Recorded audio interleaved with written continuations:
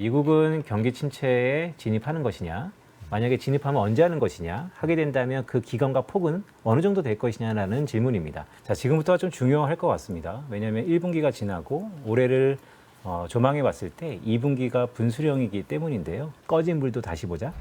안녕하세요. 박종훈의 경제한방입니다. 최근에 진짜 시장이 엄청나게 요동치는 모습을 보였는데요.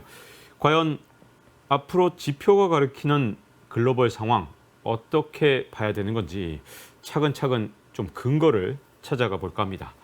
자, 경제 지표를 읽는 시간이라는 따끈따끈한 신간을 내신 이코노미스트 빈센트님을 모셨습니다. 안녕하세요. 안녕하세요. 자, 이코노미스트를 모시면 물어보고 싶었던 것, 지금은 이 경기에 대해서 진짜 온갖 전망들이 완전히 그냥 서로 다른 방향으로 전망이 나오고 있더라고요. 그러다 보니 주가 전망도 엇갈리는 경우가 되게 많은데, 최근 들어 이제 아무래도 증시가 많이 반등을 하다 보니까 야, 이 반등 진짜다, 아니다, 뭐 여러 가지 얘기들이 많습니다. 자, 일단 지금 현재 상황에서 어떻게 보시는지 현황을 좀 궁금한데요. 네, 말씀 주셨던 것처럼 전망의 무용론이 요즘에 확실히 대두되고 있죠.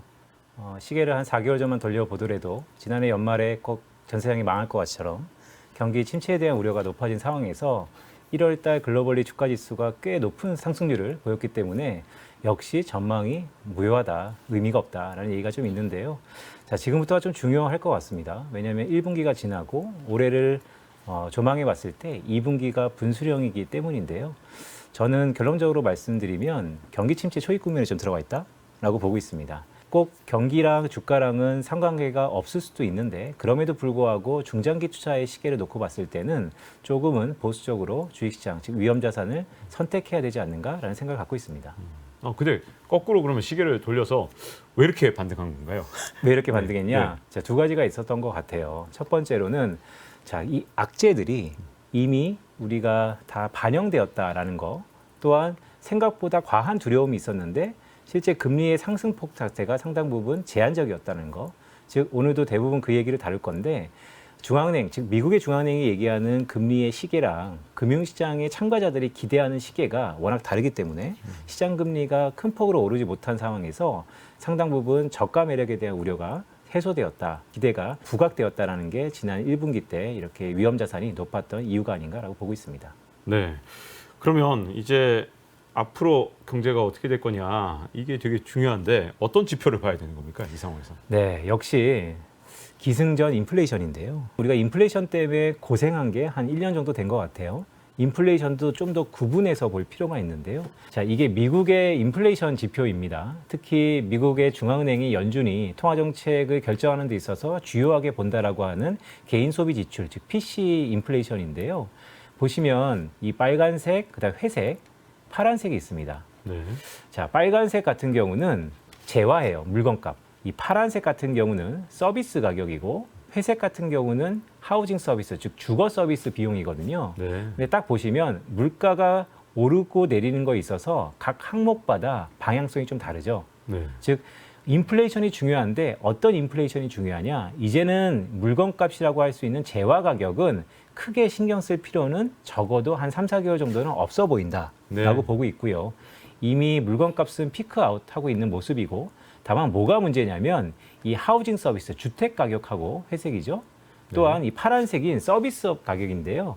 서비스 가격 중에서도 이 에너지와 하우징을 제외한 이것을 비거주 서비스 물가라고 합니다. 네. 이 비거주 서비스 물가가 꽤 중요한 상황입니다. 즉 결론적으로 말씀드리면 역시 인플레이션을 봐야 되는데, 지난 1년 동안에 달라진 것은 뭐냐면 모든 인플레이션 지표가 다 중요한 게 아니고 그 중에서도 비거주 서비스 물가가 꽤 중요하다. 왜 중요하냐면 이 비거주 서비스 물가는 한 번 오르면요 잘 내려오지가 않아요. 네. 즉 고착화 현상이 있기 때문에 이 파란색 비거주 서비스 물가가 꽤 중요한 상황이다라고 할 수 있겠습니다. 그러면 우리가 이제 저렇게 지금 보는 지표들을 볼 때, 지금 최근에 나온 지표들을 보면 뭔가 물가도 좀 둔화되고, 야, 이제 그러면 인플레 끝나는 거 아니야? 이런 좀 희망을 갖게 하는 여러 가지 것들이 있었잖아요. 네. 그렇게 좀 앞으로 좀 좋게 봐도 되는 건지 좀 상황이 궁금한데요. 물가의 향방이 꽤 중요할 것 같아요. 왜냐하면 이 물가의 향방만 잘 우리가 대비만 하더라도 올 한 해 재테크 시장에서의 큰 수익을 다시 한번 노릴 수 있기 때문인데요. 구분해 볼까요? 앞으로 한 3개월 정도는요, 꽤 가파른 폭으로 내려갈 것 같습니다. 즉 지난해 상반기에 상당 부분 물가 수준이 높았기 때문에 흔히 우리가 역기저라고 할 수 있는데요. 지난 1년 전에 높았던 기저가 그대로 반대로 반영하면서 지금부터 앞으로 한 3, 4개월 정도는 물가가 꽤 빠른 폭으로 내려올 것 같아요. 하지만 진정한 승부는 올해 하반기일 것 같습니다. 하반기 다시 한번 물가가 반등할지 아니면 여전히 그 피크아웃세가 이어질지는 결국 고용시장에 달려있지 않는가라고 보고 있어요. 왜 고용시장에 달려있냐면 비거주 서비스업 물가가 꽤 중요한데 비거주 서비스업 물가는 무엇이 결정하냐면 임금이 결정합니다. 따라서 임금 지표가 꽤 중요한데요. 제가 이해를 돕기 위해서 하나 더 준비했는데 자세히 보시면 자, 미국의 고용 지표가요. 네. 크게 두 가지로 나눠집니다. 하나는 가계 부분에서 조사하는 흔히 가계조사가 있고요. 여기에서는 우리가 익숙한 실업률이 대부분 발표된다고 보시면 되고 또 한편으로는 직접 임금을 주는 기업체 조사가 있어요. 매월 얼마나 신규로 고용이 됐는지, 즉 비농업 부분 취업자 수 고용이라고 하는데 이 신규 고용이 발표됩니다. 자, 근데 이게 왜 중요하냐면 지금 미국의 고용 지표가 완전 고용 수준의 실업률을 지속하고 있죠. 자, 경기 침체가 온다. 아니면 물가가 이렇게 높았다. 대부분 뭐 SVB 사태라 그래서 실리콘밸리에서는 은행이 망하고 있는데 미국의 고용 시장은 여전히 강건하다는 것이죠. 그런데 저는 여기서 약간의 의문점이 있는 게 고용 지표가 현실의 고용 상황을 제대로 반영하지 못하고 있을 가능성이 있다는 것입니다. 왜 그렇게 했냐면 각각의 조사의 샘플링과 모수가 다르기 때문인데요. 일례로 엔잡러 있잖아요. 네. 미국은 팬데믹 이후에 고용시장에 큰 변화를 맞이하고 있습니다. 특히 우리가 포트폴리오 인플로이라고 하는데 엔잡러들이 꽤 많은 부분에서 나타났거든요. 전 산업, 전 연령에서 나타나고 있습니다. 네. 그런데 엔잡러를 미국의 고용 지표인 가계조사와 기업조사가 달리 카운팅하고 있어요. 예를 들어서 가계조사한테는 저는 취업을 어쨌든 여러 군데 하고 있지만 제가 직업이 4개인데 가계조사에서 카운팅은 하나의 취업자로 카운팅이 됩니다. 네. 왜냐하면 물어본 사람이 사람이기 때문에. 그래서 실업률은 꽤 낮게 나올 수 있는 것이죠. 네. 그런데 기업조사한테 보면요. 기업은 제가 직업이 4개이기 때문에 4군데에서 월급을 줬다라고 해서 신규 고용은 4개로 잡히는 거예요. 네. 자, 그렇다면 이 엔잡러는 가계조사에서는 좀 더 언더 에스티메이트 될 가능성이 있고 네. 기업조사에서는 오버 에스티메이트 될 가능성이 있어요. 자, 어디가 적정한 수준인지는 아직은 미지수입니다. 네. 하지만 팩트는 가계조사와 기업조사가 현재 미국 고용시장의 큰 변화를 제대로 잡지 못할 가능성이 높다라는 것입니다. 자, 그렇다면 모두에 말씀드렸던 것처럼 자, 미국은 경기 침체다, 침체가 아니다. 여러 가지 우려 속에서 이 고용 지표가 강건하기 때문에 경기 침체가 아니다라는 의견들이 있어요. 그런데 제가 봤을 때는 모두에도 조심스럽게 말씀드렸지만 미국은 경기 침체 초입입니다. 다른 생산, 소비, 투자 모든 지표들이 과거 경기 침체랑 비슷한 수준에 들어왔는데요. 유독 고용 지표만 강건하기 때문에 괜찮다라는 논리는 현재 미국의 고용 지표가 이 포트폴리오 인플로이라고 할 수 있는 엔잡러를 제대로 잡아내지 못하고 있을 가능성도 고려하면서 이 고용 지표를 바라본다면 후행 지표이기 때문에 오히려 고용 지표가 생각보다 빨리 둔화될 수 있을 가능성도 여전히 열어줘야 된다는 생각을 갖고 있습니다. 아, 그러니까 지금은 괜찮은 것처럼 보이지만 이게 갑자기 확 나빠지면서 꺾이면서 이 경기 침체를 알리는 신호를 고용 지표가 보여주는 그런 급반전이 있을 수 있다 이렇게 보시는 건가요? 그렇죠. 그런 가능성도 완전히 배제할 수 없는 상황이다라는 말씀을 드리고 미국의 고용시장이요. 기업체가 되게 재밌는 현상이 일어나고 있어요. 뭐냐면 팬데믹 이후에 기업체가 대량으로 해고를 한번 했지 않습니까? 사람을 다시 뽑으려는데 기자님도 들으셨겠지만 원하는 사람을 못 뽑고 있다라는 게 꽤 오래됐습니다. 자, 무슨 얘기냐면 미국의 기업체들이요. 현재 사람을 자르지 않고 근로시간으로 노동력을 조정하고 있습니다. 그렇기 때문에 매월 발표되는 고용지표에서 근로시간은 줄어들고 있고요. 고용률과 실업률은 비슷하고 경제활동 참가율만 오르고 있어요. 자, 이것이 어떻게 보면 착시현상일 수 있다는 것이죠. 미국의 기업체들이 팬데믹을 지나면서 이제는 사람을 한번 자르면 원하는 시기에 제대로 사람을 구인하는 것도 상당히 코스트가 들기 때문에 오히려 단축금이라든지 아니면 재택근무 다양한 방법으로 근로시간을 조절하면서 고용을 조절하고 있다. 자, 이 부분도 지금의 고용 지표의 헤드라인만 놓고 괜찮다라고 보기에는 여러 부분 달리 바라볼 필요가 있다는 생각입니다. 네. 그러면 이제 물가 문제에서 최근에 갑자기 이제 떠오른 문제가 또 이제 오펙 감산이잖아요. 네. 어떻게 보십니까, 오펙 감산이요? 오펙 감산이요. 네.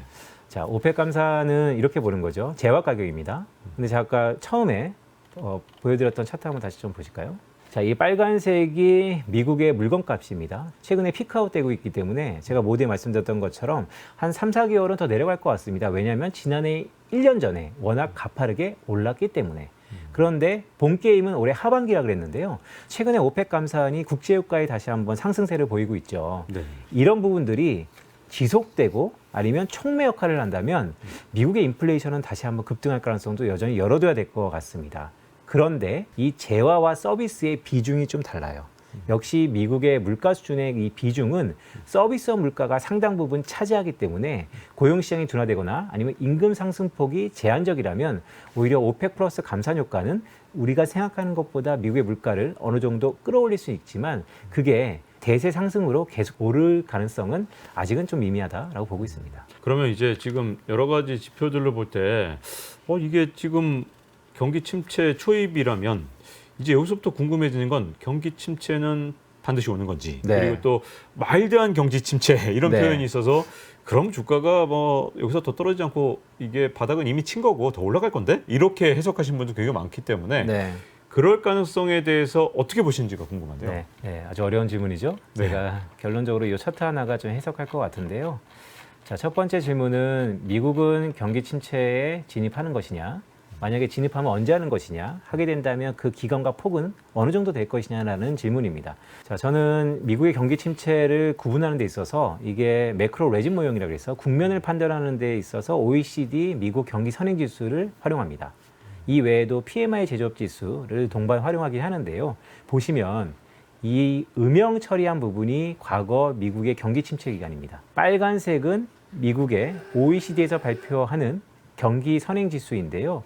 경기 선행 지수는 해석하는 것이 이 100이 기준이에요. 네. 기준선이 100입니다. 장기적인 평균선이 100이에요. 그래서 100을 넘으면 경제가 괜찮다. 100이 아래면 경제가 조만간 안 좋을 것 같다라는 게 이 순수 OECD 미국 경기 선행 지수의 해석입니다. 그런데 이 위아래 파란색 빗금이 있잖아요. 네. 이것은 변동성입니다. 표준 편차 플러스 1 마이너스 1, 즉 위아래 표준 편차를 감안해 봤을 때 이 하단 네. 표준 편차 마이너스 1을 터치하는 순간 과거에 항상 경기 침체가 있었습니다. 네. 8번 중에 7번 경기 침체가 있었습니다. 이번에 2023년 1월 달 기준으로 미국의 OECD 경기 선행 지수가 이 표준 편차 마이너스 1을 터치하고 내려왔습니다. 네. 물론 긍정적인 것은 2월 달, 3월 달 업데이트가 됐는데요. 3월 달 수치가 2월 달보단 2월 달 수치가 1월 달보단 내림폭이 조금은 둔화되고 있어요. 네. 그럼에도 불구하고 결국 투자는 확률에 기반해서 저희가 전망을 해야 되기 때문에 과거 이 표준 편차 마이너스 1을 터치했을 경우에는 8번의 경기 침체 중에서 7번 경기 침체가 왔었다. 그리고 이번에 2023년 1월 달에 경기 침체 신호가 떴다. 자, 그러면 이 경기 침체의 신호는요, 선행 지표이기 때문에 우리의 실물 경제에 약 한 6개월에서 9개월 선행합니다. 네.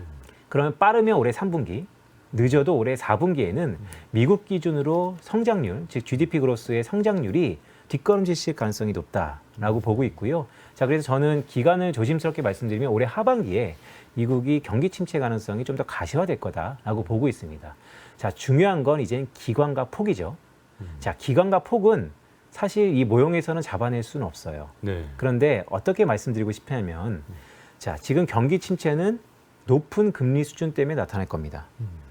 연준의 기준금리가 현재 수준으로 500bp가 넘습니다. 즉 5%가 넘는데요. 그러면 경기 침체가 온다면 금리 인하가 비자발적으로 나타날 수밖에 없고 이 금리 인하 폭에 따라서 경기 침체 기간과 폭은 좀 달라질 수 있다. 그래서 지금 저의 전망의 기본 시나리오는 경기 침체가 올해 하반기에 온다면 약간 소프트하지 않을까? 왜냐하면 이미 금리 수준을 많이 높여놨기 때문에 물론 물가에 대한 우려가 있지만 그럼에도 불구하고 경기가 우선될 수밖에 없다라는 상황에서 한두 번 금리를 인하하면서 다시 한번 이 유동성의 효과가 경기 침체에 대한 우려를 조금은 단축시키고 폭을 좁혀지지 않을까라고 보고 있습니다. 네.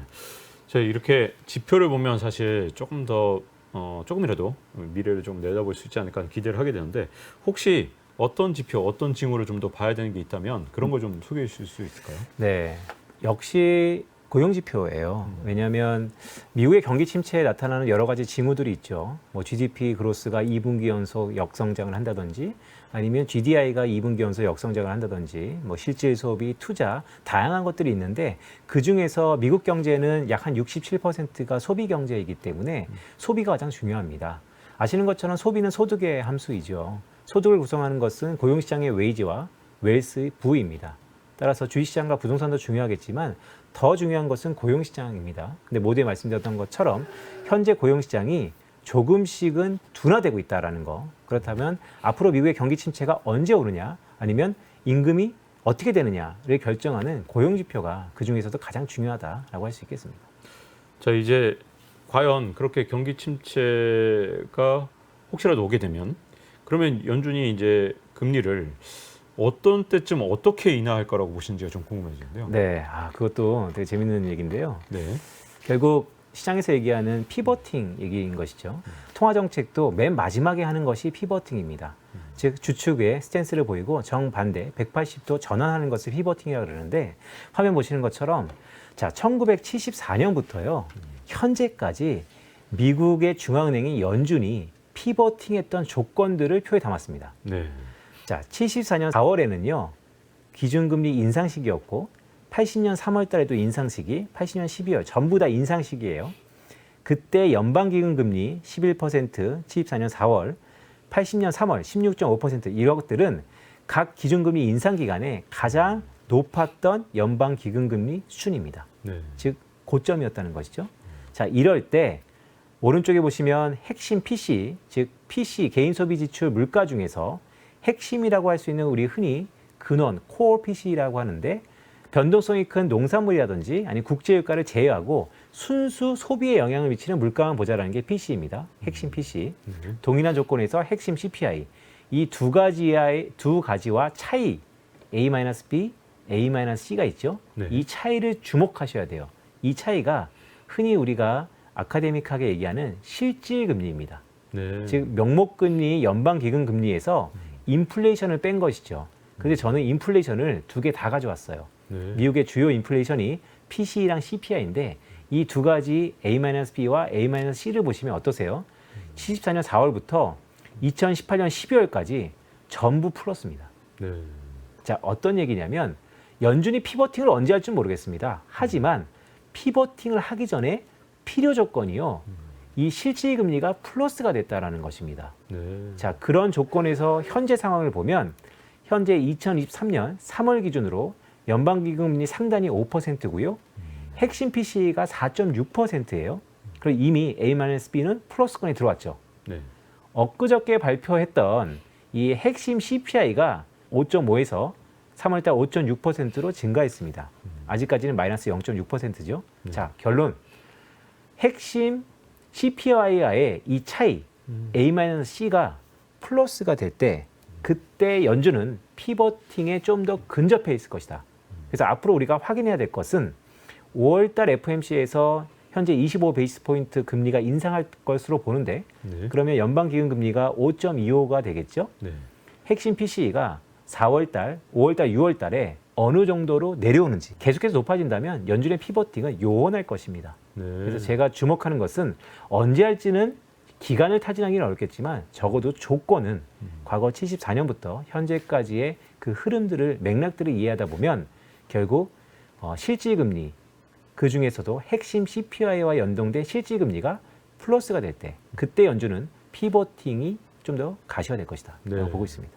자, 그러면 이제 앞으로 진짜 중요한 게 전략을 어떻게 세워야 되냐. 핵심 네. 지표들 볼 때 어떻게 앞으로 좀 봐야 될지 상반기, 하반기 다 다를 것 같아요. 어떻게 보시나요? 다 다를 것 같습니다. 지금 시계를 되게 짧게 좁혀볼까요? 사실 매크로 전망을 하면서 투자를 짧게 잔다는 것은 참 위험할 수 있어요. 왜냐하면 큰 트렌드를 매크로로 저희가 구분해낼 수는 있지만 요소 바뀌는 것에 대한 시황에 대한 접근은 다소 조금 적시성 측면에서 불안하기 때문입니다. 그런 부분을 감안해서 좀 말씀을 드리면요. 일단 2분기에는 미국의 인플레이션 압력이 크게 내려갈 것 같습니다. 자, 그렇다면 금리가 낮아진다는 것이죠. 금리와 주가는 사실 역외관계라고 봐도 무방해요. 주가의 밸류에이션 측면을 타진하는 데 있어서 금리가 매우 중요한 요소이기 때문입니다. 자, 단기간으로 봤을 때는 지금의 미국의 금리 인상에 대한 우려가 조금은 경감될 수 있을 것 같다는 게 위험자산 선호를 일으킬 수도 있을 것 같아요. 자, 그렇다면 그때 성장하는 산업들, 아니면 중국의 리오프닝에 대한 기대감들이 일부 반영이 되겠죠. 시계를 좀 넓혀볼까요? 주구장창 미국의 인플레이션 압력이 낮아질 거냐? 자, 그렇게 보진 않습니다. 왜냐하면 물가를 오르는 요인들이 아직은 인플레이션 압력이 상존하고 있기 때문에 저는 매크로 접근에서 이런 말씀을 드리고 싶어요. 인플레이션의 해지 수요가 여전히 상존할 것이다. 즉, 과거의 같은 누노말스러운 저금리는 아니겠지만 어느 정도 중금리 수준의 물가 수준은 유지할 개연성이 적어도 2년에서 3년 터울은 지속될 개연성이 높습니다. 그렇다면 우리가 인플레이션 해지 수요 그러면 떠오르는 게 딱 하나죠. 금. 그래서 저는 지난해 연말부터 오히려 금에 대한 투자가 메리트가 있다는 말씀을 좀 드리면서 뭐 공교롭게도 최근에 달러 약세가 또 금 가격에 부스팅 작용을 하고 있는데요. 이 중금리 중물가 시대에는 인플레이션 해지 수요가 이 금에 대한 수요를 중장기적인 시계를 놓고 봐도 일단 금 투자가 좀 더 매력적일 수 있는 국면에 들어갈 것이다라고 보고 있습니다. 네. 자, 지금 최근에 이제 주가가 오르니까 이런 문제들이 생기더라고요. 와, B2가 진짜 엄청 늘었더라고요. 네. 그리고 역 머니 무브, 그래서 또 은행에 있는 돈들을 이제 지금 이제 막 주식 투자로 옮긴다 이런 얘기도 있는데, 요즘에 투자 경향은 지금 현재 요 4월 달에 드러난 여러 가지 현상들은 어떻게 보시는지가 궁금한데요. 4월 달에요. 네. 이런 거죠. 포모라고 하죠. 우리가 두려움에 대한 투자도 상당 부분 있지만 저는 이런 부분을 또 강조드리고 싶어요. 꺼진 불도 다시 보자. 즉 무슨 얘기냐면 지금은 특히 부동산 시장에도 약간의 매수세가 형성되고 있습니다. 기대가 있는 것이죠. 금리는 낮아질 것 같고 정책이 우호적으로 대출 규제가 풀릴 것 같다는 기대감에 이쯤 하면 우리가 봤던 고점 대비 한 20-30% 빠졌던 가격이 매력적이라고 보이는 겁니다. 물론 그럴 수 있습니다. 하지만 이 기간이 길어지는 것을 다시 한번 말씀드리고 싶고요. 위험 자산도 마찬가지입니다. 제가 시계를 좀 짧게 봤을 때는 금리는 상당 부분 피크아웃 될 것 같습니다. 즉 올해 투자하는 데 있어서 시장금리, 시중금리는 고점을 봤을 가능성이 높아요. 하지만 이 금리 수준이 과거처럼 1% 아니면 0% 수준으로 내려갈 것이냐, 그럴 가능성이 좀 적어 보여서 이럴 때 오히려 꺼진 불도 다시 보는 전략이 좀 필요해 보이지 않는가라고 보고 있습니다. 올해 남은 기간 동안 투자의 시계는 짧아질 수밖에 없다는 것도 또 하나의 팩트다. 약한 고리들은 지금처럼 붉어질 수 있다. 그럼 미국에서 가장 약한 고리가 뭐냐라고 봤을 때